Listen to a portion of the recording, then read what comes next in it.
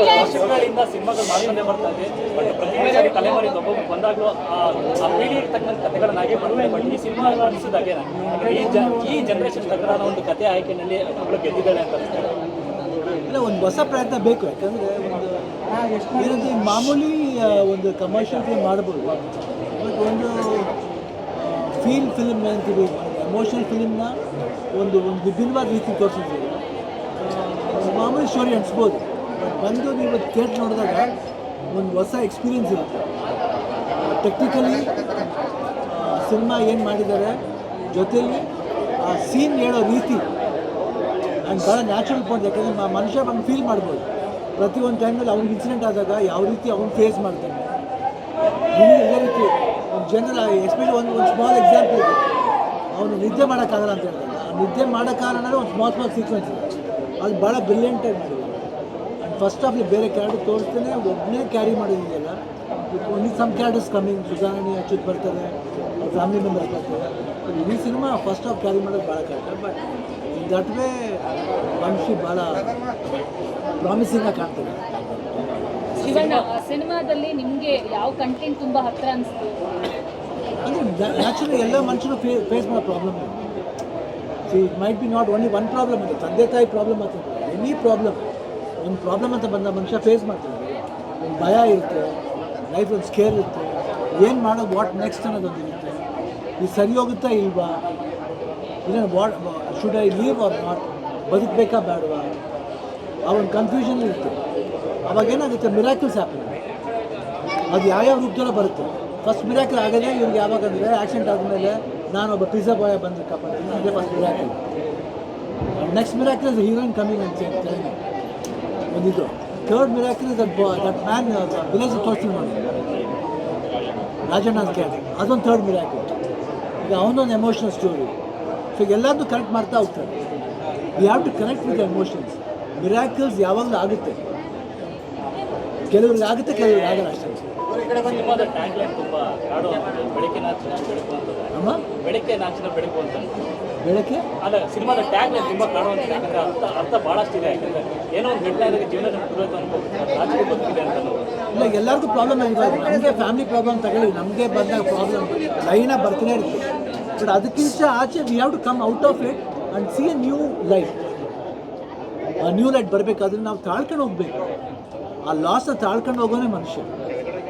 ತಾಳಕ್ಕೆ many ರೂಪದಲ್ಲಿ ಅದೇ ಹೇಳಿದೆ, ಮಿರಾಕಲ್ಸ್ ಬರ್ತಾ ಇರುತ್ತೆ. ಆ ಮಿರಾಕಲ್ಸ್ ಫಸ್ಟ್ ಅಟ್ರಾಕ್ಟ್ ಆಗಿಬಿಡ್ತು ಅಂದರೆ ದಟ್ ವಿಲ್ ಬಿ ಅಂದರೆ ಲೈಫಿಗೆ ಇನ್ನೊಂದು ಬ್ರೈಟ್ನೆಸ್ ಬರುತ್ತೆ.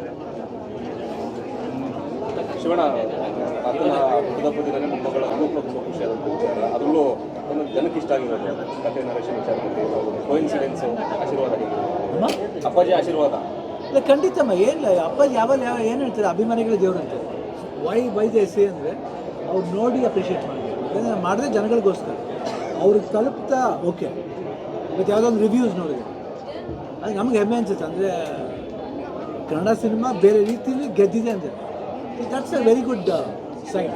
ಒಂದು ಡೈರೆಕ್ಟರ್ ಬಂದು ಈ ರೀತಿ ಗೆಲ್ಸಿದ್ದಾರೆ, ಒಂದು ನ್ಯೂ ಫಾರ್ಮೇಟ್ ತಗೊಂಬಂದಿದ್ದಾರೆ ಇಂಡಸ್ಟ್ರಿಗೆ ಅಂದರೆ ಇಟ್ಸ್ ವೆಲ್ ಆ್ಯಂಡ್ ಗುಡ್. ಯಾರು ಯೋಚನೆ ಮಾಡೋಲ್ಲ, ಬರೀ ನಾವು ಕಮರ್ಷಿಯಲಾಗಿ ದುಡ್ಡು ಮಾಡಿಬಿಡ್ಬೋದು, ಒಂದು 5 ಫೈಟ್ ಇಡ್ಬೋದು, ಒಂದು 3-4 ಡ್ಯೂಯೆಟ್ ಇರ್ಬೋದು, ಫಾರಿನ್ಗೆ ಹೋಗಿ ಒಂದು ಫಾರಿನ್ ಸಾಂಗ್ ಮಾಡಿಬಿಡ್ಬೋದು, ಇಲ್ಲ ಒಂದು ಐಟಮ್ ಸಾಂಗ್ ಮಾಡಿ, ಅದೆಲ್ಲ ಹೊರತುಪಡಿಸಿ ಹಾಡುಗಳು ನೋಡಿ. ರೊಮ್ಯಾಂಟಿಕ್ ಸಾಂಗ್ ಅಂತ ಬಂದಾಗ ಏನೋ ಒಂದು ಅವನೊಂದು ಅದ್ರೇನೋ ಜಸ್ಟ್ ಲೈಕ್ ಒಂದು ವೇ, ಅವ್ನ ಬದುಕಿಗೆ ಒಂದು ವೇ ಬಂತು. ಆ ಹುಡುಗಿ ಬಂತು, ಮಾತಾಡ್ತು, ಅಲ್ಲಿಂದ ಒಂದು ಆ ವಾಕಿಂದ ಶುರುವಾಗುತ್ತೆ. ಯಾವಷ್ಟು ವಾಕಿಂಗ್ ಯಾಕೆ ವಾಕ್ ಅಂತ ಹೇಳ್ತಾರೆ ಅಂದರೆ, ನಾವು walking makes our life enlighten. ನಾವು ಎಷ್ಟು ನಡೀತೀವೋ ಆ ಪಾತ್ ಬಂದ್ಬಿಟ್ಟು ನಮ್ಗೆ ಎನ್ಲೈಟ್ ಮಾಡುತ್ತೆ. ಒಂದೊಂದು ಸರಿ ಏನಾಗುತ್ತೆ, ಅದು ರಿವರ್ಸ್ ಆಗುತ್ತೆ. ಬಂದು ಕೇಳಿದಾಗ ಲಾಸ್ಟಲ್ಲಿ ಏನೋ ಅಗ್ರಿ ಮಾಡಿದಾಗ let's wait for the destiny. That's another point. Direction ಮತ್ತು ಆ್ಯಕ್ಟಿಂಗಲ್ಲಿ ನಮಗೆಲ್ಲೂ ಹೊಸದು ಅಂತ ಅನ್ನಿಸ್ತಿಲ್ಲ. ವಂಶಿ ಅವರು ಆ್ಯಕ್ಟಿಂಗ್ ಮಾಡಿ ನಿವೇದಿತ ಮೇಡಮ್ ಸೆಲೆಕ್ಟ್ ಮಾಡಿದ್ರು, ಅವ್ರು ಮಾಡಬೇಕಲ್ಲ. ಯಾಕಂದರೆ ಏನೇ ನಾವು ಸೆಲೆಕ್ಟ್ ಮಾಡ್ಬೋದು, ಸಪೋರ್ಟ್ ಮಾಡ್ಬೋದು ನಾವು. ಬಟ್ ಅಪಾರ್ಟ್ ಫ್ರಮ್ ದಟ್, ಯಾಕಂದರೆ ಮೊದಲಿಂದ ನನಗೆ ಇಂಡಸ್ಟ್ರಿ, ನಾನು ಬೇರೆ ವೆಬ್ ಸೀರೀಸ್ ನೋಡಬೇಕನ್ನೋದು ಅಂದಿದ್ದೆ ನಿವೇದನೆ ನಾನು ಸ್ಟಾರ್ಟ್ ಮಾಡಿದ್ದೆ. ಆ ಕೋವಿಡಿಂದ ಹೇಳಿ ವೆಬ್ ಸೀರೀಸ್ ನೋಡೋಕ್ಕೆ ಶುರು ಮಾಡಿದೆ. ಆಮೇಲೆ ನನಗೂ ಒಂದು ವಿಷನ್ ಚೇಂಜ್ ಆಯಿತು. ಇಲ್ಲ, ನಾನು ಏನು ಫಸ್ಟ್ ಹೇಳಿದ ತಕ್ಷಣ ನಾನೇನು ಕನ್ಸ್ಬಿಟ್ಟು ಬರಲ್ಲ, ಬೇರೆ ರೀತಿ ಮಾಡ್ಬೋದು ಅಂತ. ನನಗೂ ತಿದ್ದೋರು ಬೇಕು. ಹೇಳ್ಬೋದು ಏನಪ್ಪ ಶಿವಣ್ಣ ಹಂಗೆ ಹೇಳ್ತಾರೆ ಅಂತ. ಇಲ್ಲ, ನಾವು ಒಂದು ಪಾಯಿಂಟಿಂದ ಹೋಗ್ತಾ ಇರ್ತೀವಿ, ಅದರಿಂದ ಆಚೆ ಬರೋದು. ಶಿವಣ್ಣ ಸಿನಿಮಾದ ಅಂದರೆ ಅವಾಗಲೇ ಆ ಕಾಲದಲ್ಲಿ ಥಿಂಕ್ ಮಾಡಿದ್ದಾರೆ ನೋಡಿ. ಅವರು ಉದಯಶಂಕರ್ಲ ಯಾಕೆ ಉದಯಶಂಕರ್ ಮಿಸ್ ಮಾಡ್ಕೊತಿದ್ರು ಅಂದರೆ, ಅವರು ಆಗಲೇ ಮುಂದಿನ ಭವಿಷ್ಯನ ಸೀಡ್ ಮಾಡಿ ಹೊಂಟೋದ್ರು. ಅದಕ್ಕೆ ಅಪ್ಪಾಜಿ, ವಿಷ್ಣುವರ್ಧನ್ ಅವರೆಲ್ಲ ಯಾತಕ್ಕೆ ನಾವು ಸಿನಿಮಾಗಳನ್ನ ರೆಫರೆನ್ಸ್ ತಗೋತೀವಿ ಅಂದರೆ, ಅವ್ರು ಮಾಡೋಂಥ ಒಂದೊಂದು ಪಾತ್ರ, ಒಂದೊಂದು ಇದೆಯಲ್ಲ, that will always help the upcoming peoples. ಅದು ಒಂದು ಇನ್ಸ್ಪಿರೇಷನ್. ಪ್ರೊಡಕ್ಷನ್ ವಿಚಾರದಲ್ಲಿ ಎಲ್ಲೂ ಕಾಂಪ್ರಮೈಸ್ ಇಲ್ಲ, ಮತ್ತು ಹೊಸದೊಂದು ಲುಕ್ ಮಾಡಿದ್ದಾರೆ.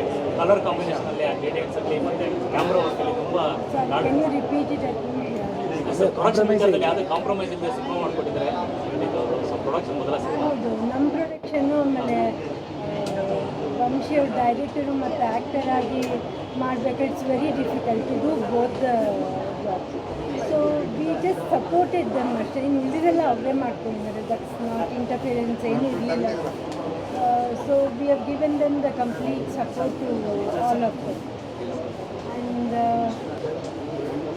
there are so many things which are nice in the movie. Inside when we go, we think of Vamshi, and while we come out, we are saying we kissed me. So that is very nice. Like that, and his camera is very good. ಒಂದು 5 ನಿಮಿಷ ಕೊಟ್ಟರು ಡೈರೆಕ್ಟ್ರು, ಅಷ್ಟೇ ಅವ್ರು ಚೆನ್ನಾಗಿ ಮಾಡಿದ್ದಾರೆ. It's very nice. On the whole I feel that one man show. It's Vamshi is ವಿಚಾರದಲ್ಲಿ ಯಾವುದೇ ಇಲ್ಲಿ ನಾವು ಡಿಸ್ಕಸ್ ಮಾಡ್ಕೊಂಡೇ ಮಾಡ್ತೀವಿ. It's not that, but she can ಈಗ ಒಂದಿಷ್ಟು ಕಂಟೆಂಟ್ಗಳು ಡಿಪ್ರೆಷನ್ಗೆ ಹೋದಾಗ ಹೆಂಗಿರುತ್ತೆ, ಅದರಿಂದ ಹೊರಬರೋದು ಹೆಂಗೆ ಅಂತ ತೋರಿಸಿದ್ದಾರೆ. ಸಿನಿಮಾ ನೋಡಬೇಕಾದ್ರೆ ಒಂದಿಷ್ಟು ನೀವು ಹೋಗಿರುವಂಥದ್ದು ಅಥವಾ ಕಳ್ಕೊಂಡಂಥ ಫೀಲ್ಗಳೇನಾದರೂ ನೆನಪಿ ಬರ್ತಾ ಇತ್ತು? ಕೋರ್ಸಸ್ ನಾನು ಇದನ್ನು ಫಸ್ಟೇ ಹೇಳಿದೆ. ನಮ್ಮನೇಲಿ ಹೋಮ್ ಥಿಯೇಟರ್ ನೋಡಿದಾಗಲೇ ನಮ್ಮ ವಂಶಿಗೆ ನನಗೆ ಹೇಳಿದೆ ನಾನು, because it makes me think of my friend and his birthday scene is there and she is there talking. ಆ ಥರ ಎಷ್ಟೊಂದಿದೆ ಅಲ್ಲಲ್ಲೆಲ್ಲ ಬಂದಿರೋದು. That is what I like.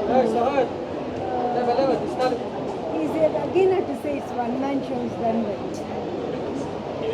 ಮೊದಲ ಸಿನಿಮಾ ನೀವು ನಮಗೆ ಸಪೋರ್ಟ್ ಮಾಡ್ತಿರೋದು. ಆ್ಯಂಡ್ ಇದೊಂದು ಹೊಸ ಪ್ರಯತ್ನ, ಬಟ್ ಹಂಗಂದರೆ ತುಂಬ ವಿಭಿನ್ನವಾಗೂ ಇಲ್ಲ, ಮನಸ್ಸಿಗೆ ಹತ್ರ ಆಗುವಂಥ ಸಿನಿಮಾ. ಒಂದು ಹೊಸ ವೇಯಲ್ಲಿ ಒಂದು ಕತೆ ಹೇಳೋಕ್ಕೆ ಮುಂದೆ ಬಂದಿದ್ದೀವಿ. ಡೆಫಿನೆಟ್ಲಿ ನಿಮ್ಮ ಸಪೋರ್ಟೊಂದಿಗೆ ಇನ್ನಷ್ಟು ಭಾಳ ಜನಕ್ಕೆ ರೀಚ್ ಆಗಬೇಕು.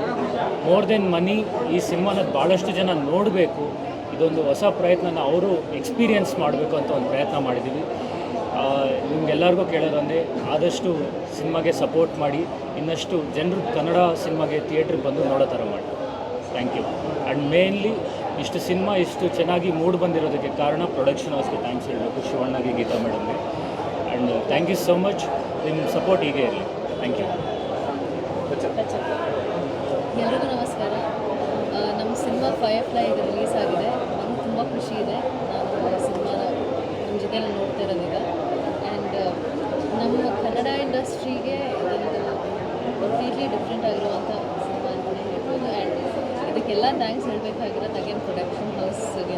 ಬಿಕಾಸ್ ಅವ್ರು ಅಷ್ಟು ಸಪೋರ್ಟ್ ಮಾಡಿದ್ದಾರೆ. ಅವ್ರ ಫ್ಯೂಚರ್ ಜನ್ರೇಷನ್ಗೂ ಆಪರ್ಚುನಿಟೀಸ್ ಕೊಡ್ತಾ ಇದ್ದಾರೆ. ಆ್ಯಂಡ್ ನಮ್ಮ ಇಂಡಸ್ಟ್ರಿನೂ ಬೆಳಿಬೇಕು ಅಂತ ಅವರು ತುಂಬ ಪ್ರಯತ್ನ ಮಾಡ್ತಾ ಇದ್ದಾರೆ. And this is very much important.